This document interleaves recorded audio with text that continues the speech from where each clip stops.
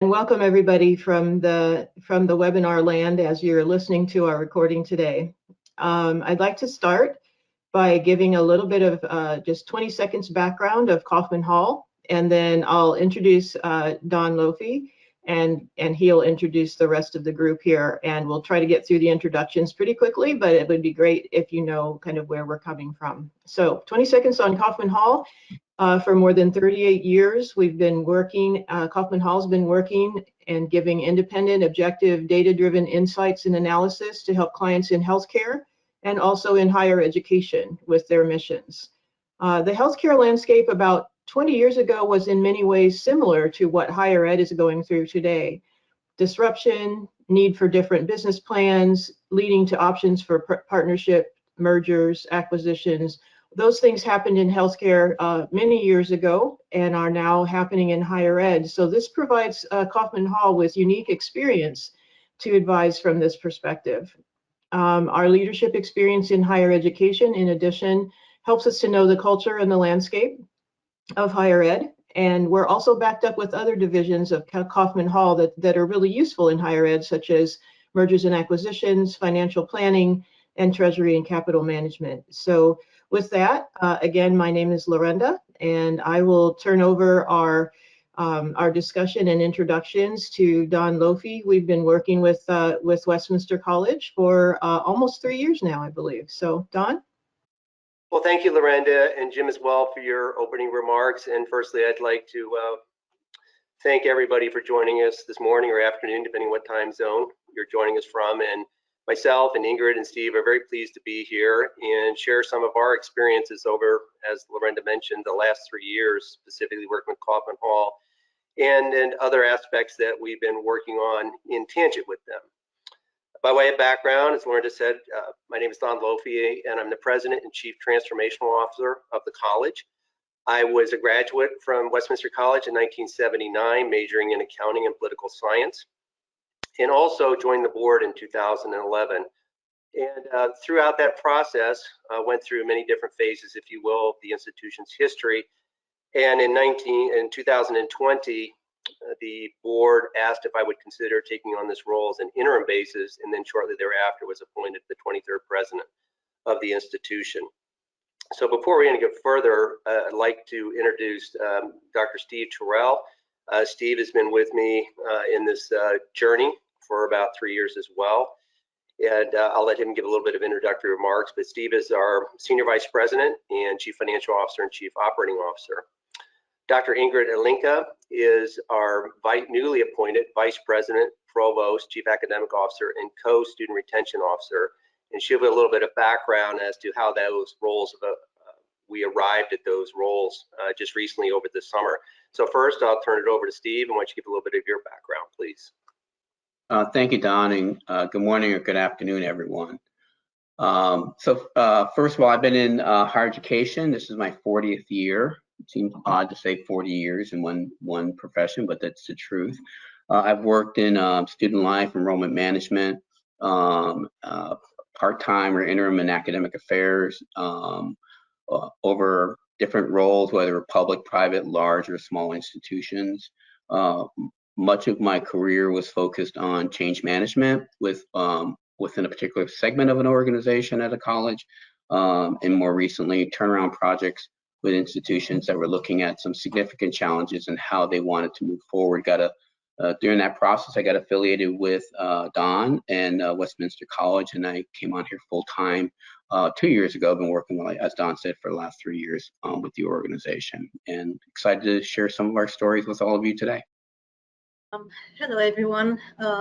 I came to Westminster College as an assistant professor in 2010, and I got tenured in 2015. And after that, I started having different administrative roles, such as departmental chair, divisional chair, and I had a lot of experience in different faculty committees, such as a curriculum committee and curriculum reform task force. And in 2017, I took over student retention as Associate Dean of Student Success. And I continued to work in that area until a month ago when I was appointed in academic affairs. So I have a lot of experience working with students, but also on the purely academic side of things. Back to you, Dawn, if you don't mind, also giving us a little bit of background of Westminster College very briefly. And I'd also like to say about Dawn that previous to moving into the role at Westminster College, he was partner and chief risk officer for global business services for IBM and voted as one of the 100 most influential people in finance. He also has an MBA from the University of Chicago. Well, thank you, Lorenda. I was going to hold those matters, but thank you for that as well. But it does lead to a point where the board thought about my role that I mentioned briefly in my introductory remarks. For those who are not familiar with Westminster College, we are located in Fulton, Missouri, basically the center state of Missouri, and it's the home of Winston Churchill's Iron Curtain speech that was done in what we call our historic gym in 1946. And we're ranked, like many of you in the U.S. News and World Report, as one of the only national liberal arts colleges in Missouri.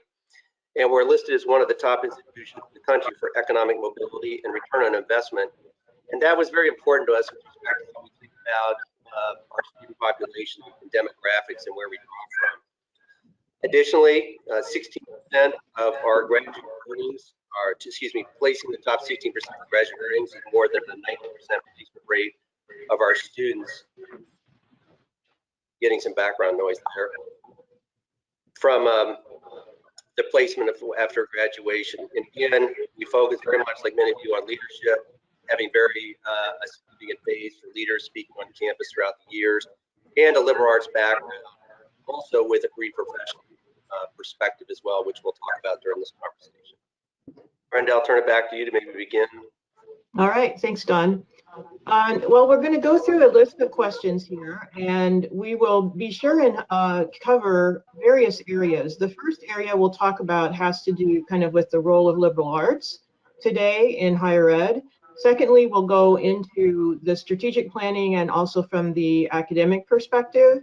And then the third part of our talk today will have to do specifically with financial areas of a turnaround. So we want to make sure and cover all of those three areas as we go through the list. For the panelists, we'll watch time carefully. And if we don't get to the last segment on financials, I may skip a little bit on the academic side. So let's take a look at, first of all, the role of liberal arts and a liberal arts college in 21st century higher ed.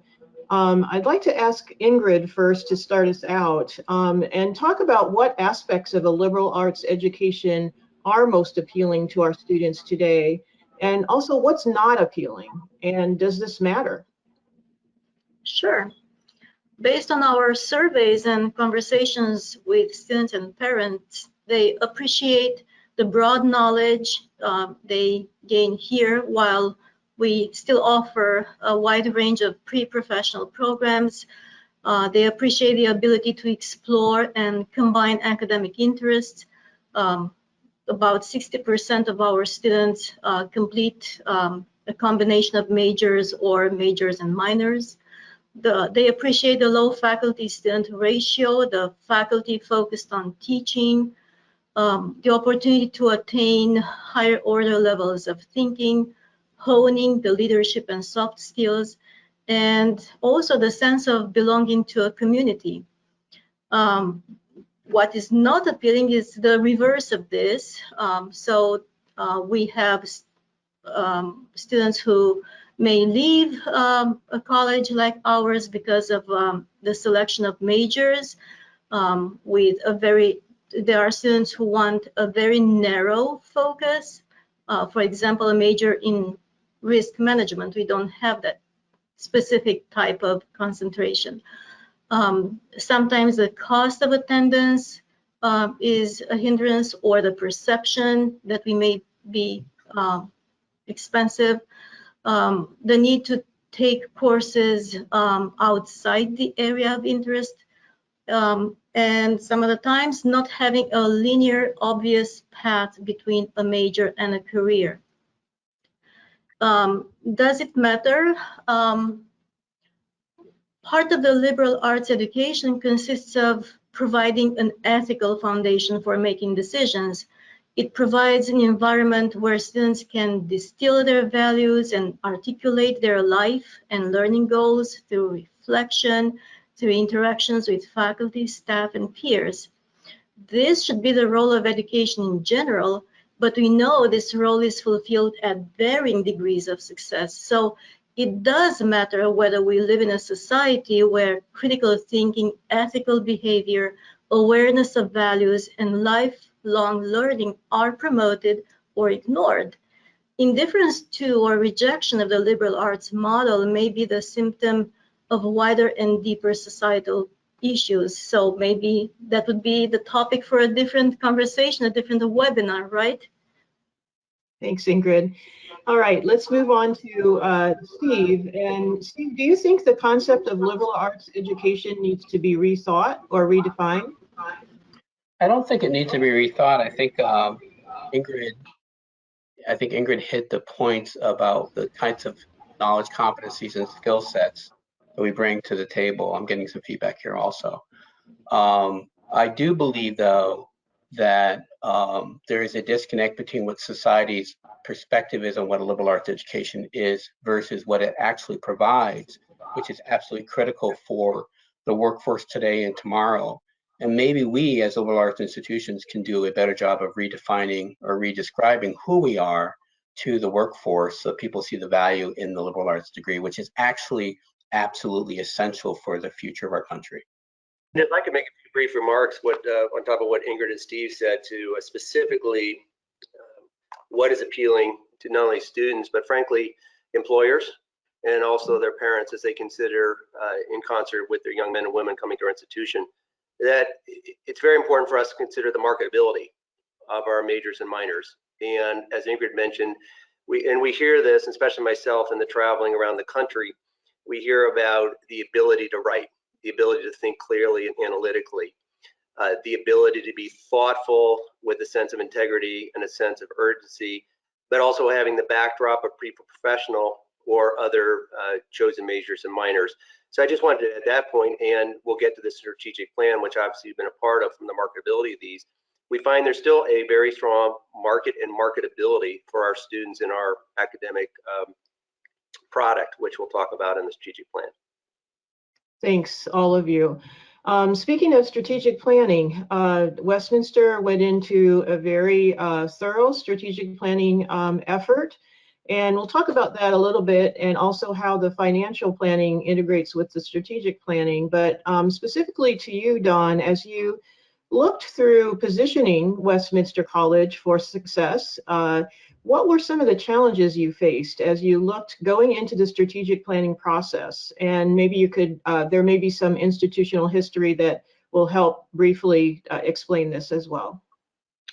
Sure, and I'll try to be, have a sense of brevity about this, but I'd like to give a little bit of foundational aspect for this. As I mentioned in my opening remarks, I was on the board for approximately 8 to 9 years, and then, as I mentioned, the chair before I was asked to consider this role. And it really gave me a sense to, if you will, have a better view of the challenges and what the other issues and operational matters that we were dealing with, not to mention financial, as many of you are with respect to this. And timing was impeccable, folks. I was asked to take this on in March, and then we shut the school down at the end of March with COVID, and so we had to have that situation. So I assumed the role in July of 20. And the first thing we had to work through, and this was after a year, if you will, what I call really blocking and tackling aspects that myself as a chair and my vice chair working together at the direction of the board while I was with IBM, to really get a sense of where the institution was, stabilizing, if you will, our financial modeling and operational aspects, and then also thinking about how did we multi, if you will, task in the consideration of a strategic plan. And so during the summer of 20, working with our board officers and Steve and our cabinet, the first thing we had to think about is just what is a strategic plan and what does transformation mean? And frankly, folks, I can understand this. There was some hesitancy as to transformation mean in code restructuring and people losing their jobs, and that was the absolute not the tension that we were trying to pursue. And so one of the challenges we had is just right off the bat, communicating what the message was and what we were trying to do. So we worked on, if you will, a communication process of what this would be, and then went to our board, and me specifically, and asked our board leadership and also the board, which we had unanimous support, to begin a strategic planning exercise, working with Kaufman Hall, and also, if you will, a parallel path, as I will call, building out a very robust, overused word, but it was robust, financial planning and capital modeling process. In addition, as some of you might know, but many of you don't, is we have a world-class museum here, principally devoted to the Churchill collectibles and other artifacts and just leadership in general. And so it's a very significant, if you will, aspect of the institution. And so we thought about what did that mean relative to not only a strategic plan, but how do we think about that relative to our student base? How do we think about that for leadership? The other aspect, which is, very simply was how do we market the institution? What is the brand? And then last but not least is what were the operational aspects we had to think about? Our institution has, for all practical purposes, been a campus-based institution where our students take classes or had taken classes pretty much in seat with some online. That changed dramatically during the COVID period. We were frankly very successful and proud of what we were able to do to develop a hybrid program where virtually, no pun intended, our students were in class for 2020-21 and did graduate that class. But with the strategic plan, 2 or 3 things that I went to the board with, and hopefully this is helpful to you, that one, this was going to take time. And it wasn't something we were going to just decide at a cabinet level and then tell everybody what to do. 2, this had to be driven from the management team and not a board downward, if you will, process or frankly, initiative. In addition, and I know Lorenda and her colleagues can appreciate this, one of the first things I heard is, well, the consultants are doing a strategic plan. I assure you, the consultants weren't doing the strategic plan, and I genuinely say this, folks, and this wasn't a paid political announcement for Lorenda and Kaufman Hall. We truly have a partnership with them and Lorenda's colleagues that we worked together as we went through this to really ferret out what the plan would be. The second piece of this was there was needed to be an investment, a financial investment in this process. And that meant, again, how we were going to keep people on staff throughout COVID, how we were going to, frankly, pay for these initiatives and thinking about that. And then developing, because of the time frame, what was going to be the path and the timing for that path. And we completed all that. But also, it was going to take time up front to really get the constituencies, and they were multifaceted. The obvious ones are staff, faculty, board members, students, employers. But we looked at a lot of other aspects, and I know this sounds very simplistic, but looking at the involvement of our local town and local officials, because we clearly, with another institution, are very much a part of the Fulton community and the regional area here, and we had to rethink that, and they've been very helpful and supportive of our initiatives. In addition, we wanted something that was, I'm going to say, simplistic and explainable, but not just that. It wasn't, there was a lot of substance behind it, and we believe we accomplished that. And lastly, as we went through this, there was going to be discourse. There was going to be, if you will, different opinions. There was going to be, frankly, in some cases, different agendas. So everybody, and it was personally important to me, our board, and my colleagues at the cabinet level, that everybody had a voice in this, including our alumni, which were all 9,000 of them that were surveyed. And we had a pretty high success rate of input with respect to that. And folks, as Lorenda knows, we're a very transparent team, but we had some self-inflicted issues over the last prior, and it's not a reflection of anybody, it just is self-inflicted issues we had to work through, especially about perception of the institution, a perception of some things that were going on, and we looked at those with the right focus, and I think largely have turned those around, and that they were, in a, if you will, hurting us with some of the processes and initiatives that we're working through. Fast forward the story, we also built over all this planning process a diversity, equity, inclusion concept and strategy. Now, we've had many of these different aspects across the institution, and really at the benefit of the students, the alumni, and the staff and faculty.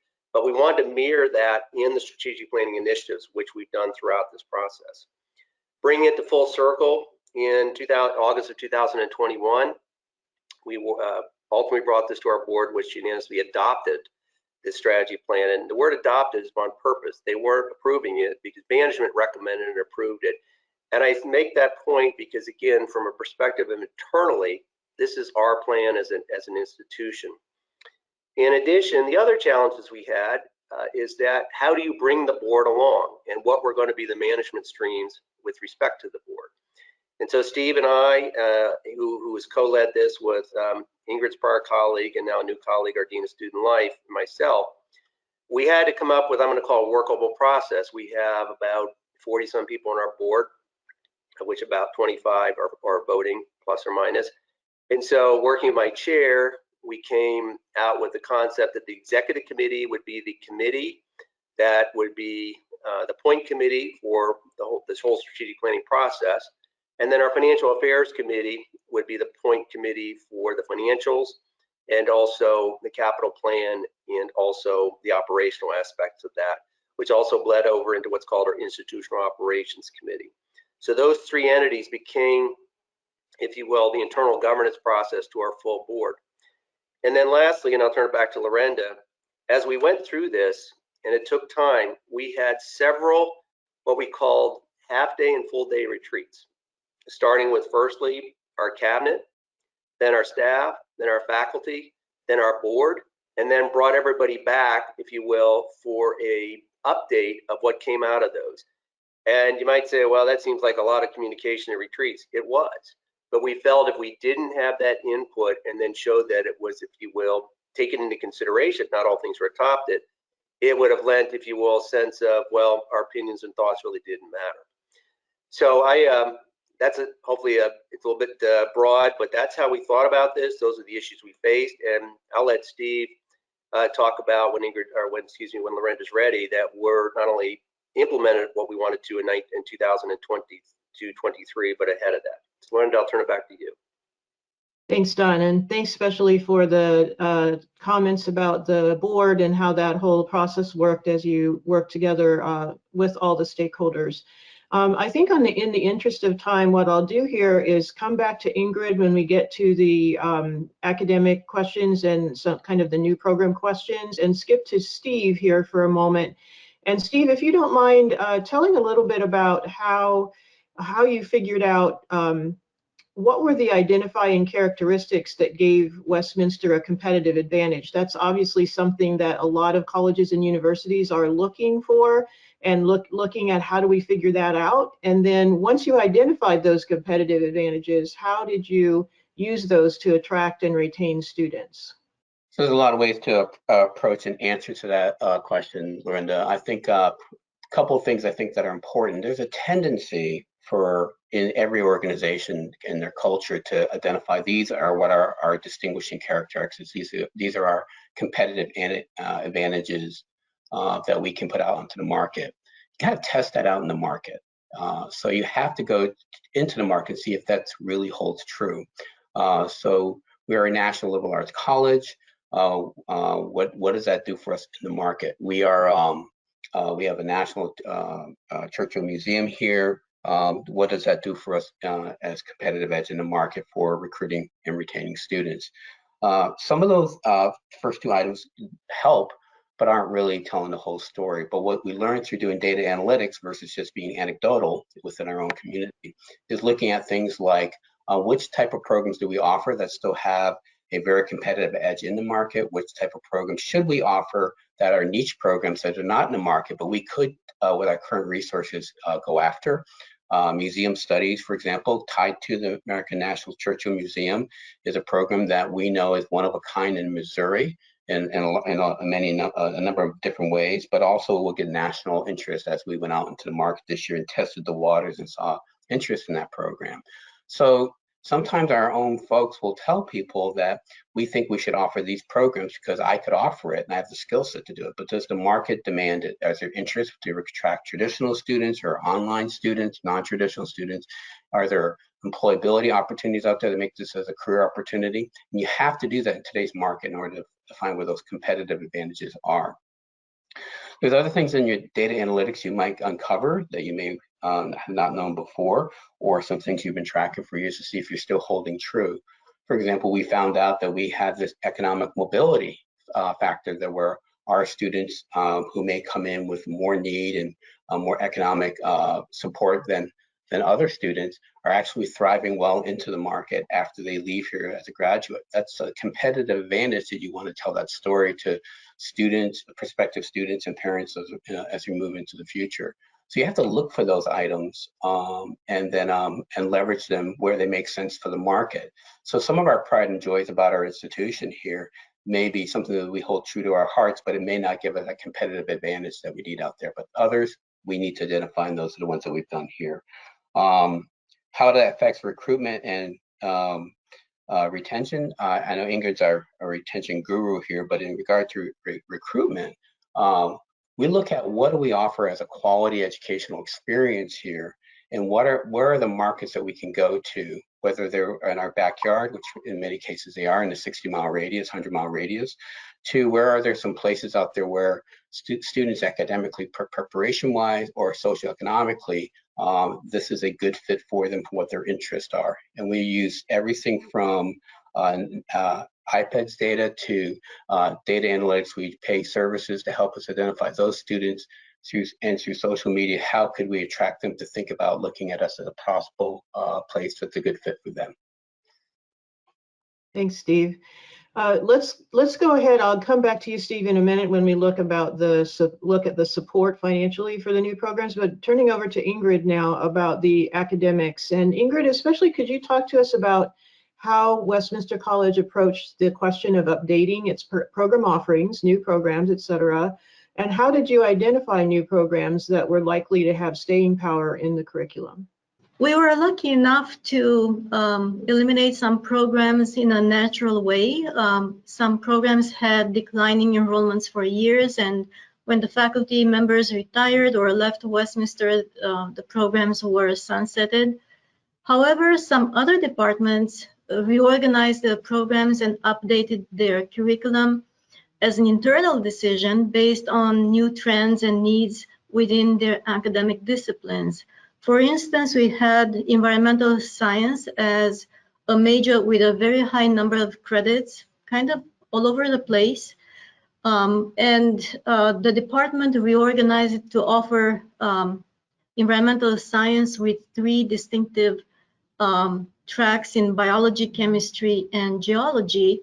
And that reorganization and redesign of the curriculum was very successful. Some of the programs were initiated in response to changes in the economy and society. In the same way, a number of departments of foreign languages added, let's say, Arabic to their portfolio in the aftermath of 9/11. Westminster added security studies, finance, and mathematical data science. And 2 of these majors capitalized on pre-existing and overlapping faculty competencies, while finance shared a lot of its core requisites with other programs in the department, so it required only 1 new faculty position. As far as the online programs and the way in which we identify the programs and their staying power in the curriculum, we go through the same cycle that Steve alluded to it a little bit by focusing on research. We start by looking at major enrollment and graduation trends at national, regional, and local level. Usually there are some clusters of majors where the variations have been minimal over time, or the majors are so big that even a slight decrease in enrollments doesn't diminish the opportunity to develop a successful program in that field. I would say that business in that category. Then we look at a shorter list of majors in high demand and cross out all of those that are not aligned with our mission and financial resources. And this screening is followed by an in-depth market research for a limited number of majors. Sometimes we try to identify opportunities that build on our existing strengths. For instance, our on-campus psychology program has been consistently on top 5 in terms of enrollment and outcomes. So adding an online psychology program based on our pre-existing department and in conjunction with its outlook in the market was a no-brainer. Some other times, we focus on niche programs with an identifiable path to a career, such as museum studies. Finally, we look at how new and existing programs can support and enhance each other. For instance, having hired a new faculty member in business with a strong background in digital marketing contributed to designing a digital marketing concentration in the new digital media program. It is important for the new majors to offer intro classes that are approved for the general education curriculum because that's a possibility to recruit students to the new majors. And it's also critical to focus on hiring full-time faculty to support the programs, planning, course design, academic advising, developing experiential learning opportunities, and providing customized career development counseling. Back to you, Lorenda.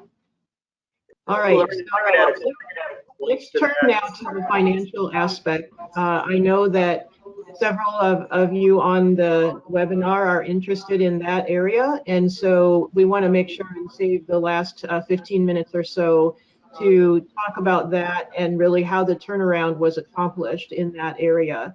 So I'm going to turn to either Dawn or Steve, or maybe both of you, and ask you this question. As an institution implements a turnaround plan, what do you have to do in terms of blocking and tackling? I know, Steve, you mentioned this previously on the but on the financial side, how do you do that? How do you integrate your financial responsibility with the milestones in the strategic plan? And this is a big question, so thank you.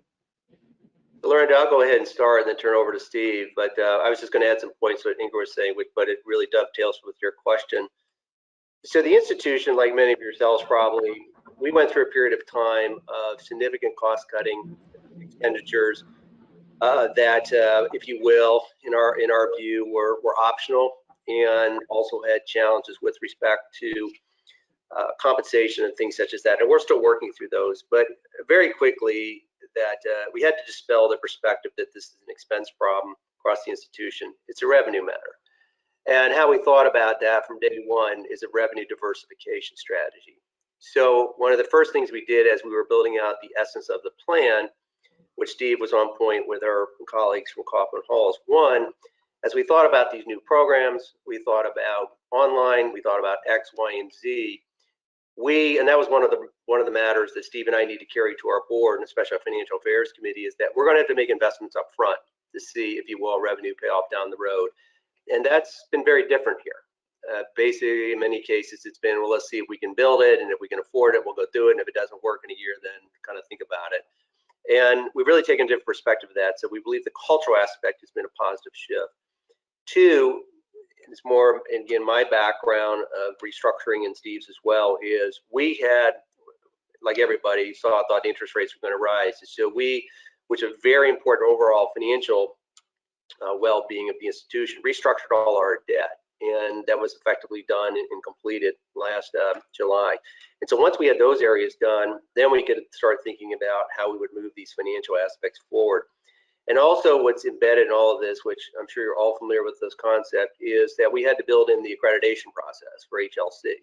So we had a focus visit we completed in September of 21, which came out very positive for us. And also, we believe that was foundational for when we went to seek accreditation or online program, also these new programs. So we received that approval, frankly, much quicker than we thought. And so then we had to think about how do we shift some of our financial resources forward, as well as operational resources, ones that we had currently and ones we had anticipated to come later in the plan, but how do we move those forward? And that became, and again, in the blocking and tackling, budget exceptions in our 22 budget, where our governance is over a certain dollar amount. I and we seek approval from our financial chair, financial affairs chair, and our board chair. And we, on all of those, received approval to do that, which we think was critical to moving the strategic plan along from a financial and operational perspective.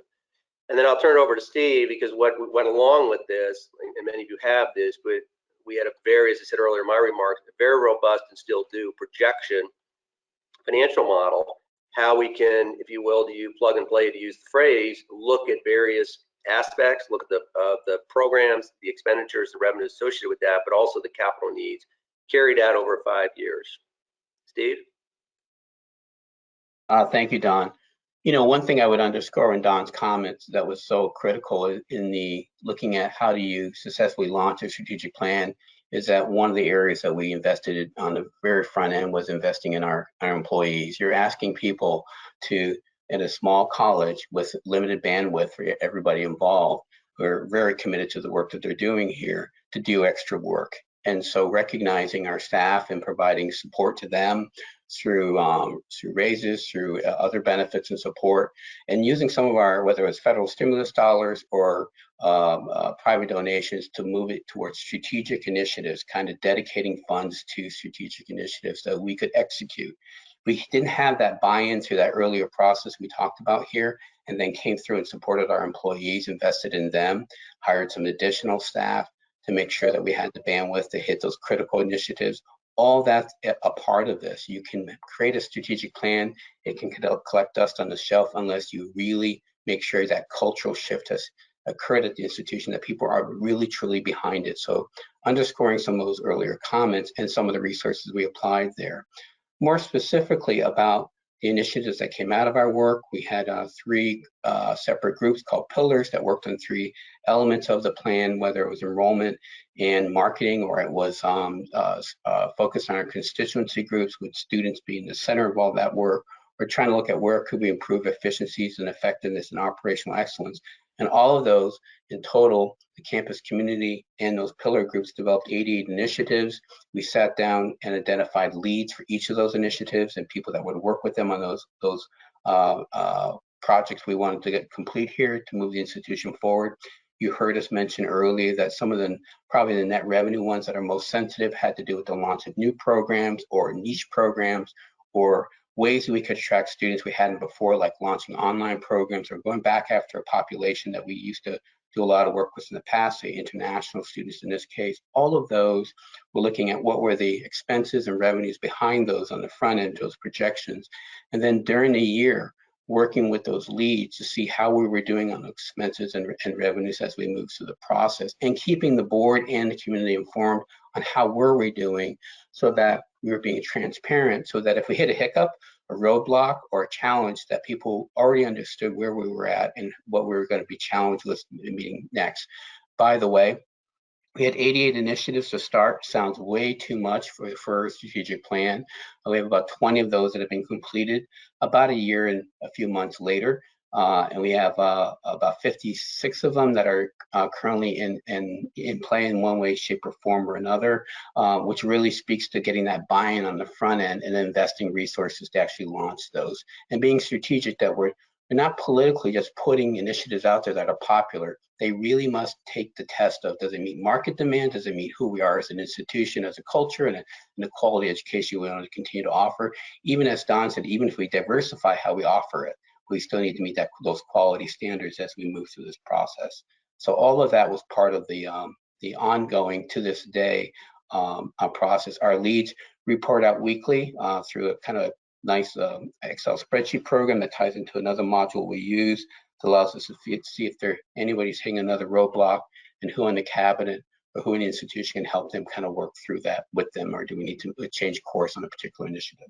Thanks, Steve. And I'd like to point out the fact that he knew exactly how many initiatives there were in the plan, and how many have been completed, and how many are still going forward. So knowing that, and believe me, Steve is not the only one on campus who knows those numbers, and because they all report out weekly. So very, very proud of the situation there and moving forward.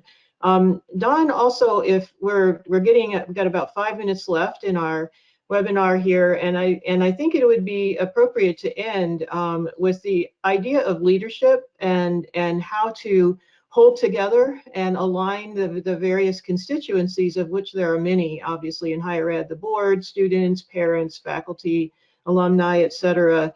When you know you have a financial challenge that you need to overcome, how should leaders address those concerns? Well, it's a very good question, and I think, like anybody, we have our own successes and sometimes have our learning experiences, I will call, from a leadership perspective. But I would talk about 3 or 4, very simple attributes that our cabinet team shares that we believe have given us not only credibility, but a sense of confidence in the institution from many constituencies and our board as well. But the first thing was realistically look at your situation with a very crisp look and a very honest and transparent view. And those sound like simple words, but that was extremely important to lay open with multi-constituencies the issues that we were facing, what our initial perspective was, and what our initial views were moving forward. That was firstly. Secondly was you can't over communicate. And you can't over communicate to, as a team, myself, to the board. I've had our board chairman with me in several situations to various functions. He's been very good about that. Other members of the board helping us with that to give a sense of credibility to what we're doing. But it's communicate, communicate, communicate. And it's also, I said in my opening remarks, it is a broad constituency that we had to think about. And we did that. And as I said again in my opening remarks, or part of my remarks, the questions is that was one of the questions they asked the board, are they comfortable with? Because although we operate with what I'll call an appropriate sense of urgency, this was going to take time. And Lorenda, you did a lot of this work with us and distilling that information. And to Steve's point, we had over 300 folks quote ideas for strategic initiatives in academics alone. So obviously you had to distill that into a manageable set of initiatives, and we deemed 88 was manageable, but we checked that weekly if that means that's an appropriate thing. 2, you have to have an open forum for discourse, as I said earlier, but also be willing to listen, not be defensive. But once that consensus is reached, this is critical, everybody has to keep rowing in the same direction, to use the phrase. And time to time, we wander away from that. That's just natural. That's just human behavior. But it's also something that we need to work for, because if there's a various constituency or other agenda out there, it's going to distract from where we're trying to go as an institution. And then as we've gone through this, we've pivoted. And one of the things I think we've all experienced, and I've experienced many times in my career, you do this work, you do some project, some initiative, and then you're done and it goes on a shelf. And if we've said it once, to use the phrase, we're not putting anything on the shelf. In fact, and I'm very pleased with how we were able to accomplish this and still do. The quid pro quo back from the board was every board meeting, we want to see a management update and a, if you will, dashboard of where we are. It's very simple, red, green, yellow, and to see where we're at. And they have a sense of comfort where we're at. And then annually we update them. We just finished that at our August meeting on the strategic plan and update. So it's communicating, but also if it's not working or we have to pivot, we're okay doing that, explaining why. If we have to defer something for the right reasons, whether it's operational or in some cases financial, we do that. So that's very key. But when we do all these things, we communicate that. I think the last thing I would just say from a leadership perspective is when things don't go well, don't panic. And also be consistent in your application of how you handle, and when I say I and we, it's the team, how we handle these situations across the institution, because we all know day-to-day things happen.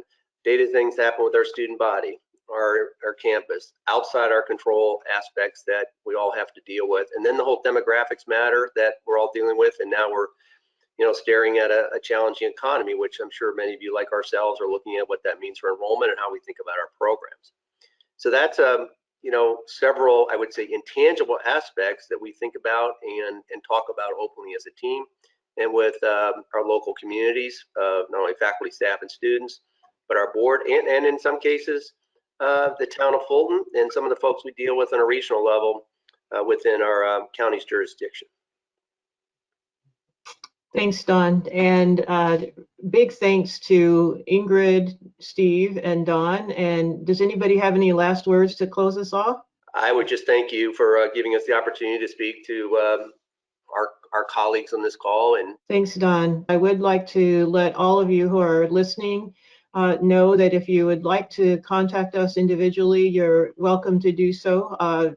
You can do that through me or through our folks at Kaufman Hall, Christine and Jim, who've also spoken during this time. And really big thanks to all of you from Westminster. It's a joy and a pleasure to work with you. And thank you so much for taking time out of your day to hopefully address some of the questions and the worries of, or maybe the successes also of your fellow colleagues in higher ed. Thank you all.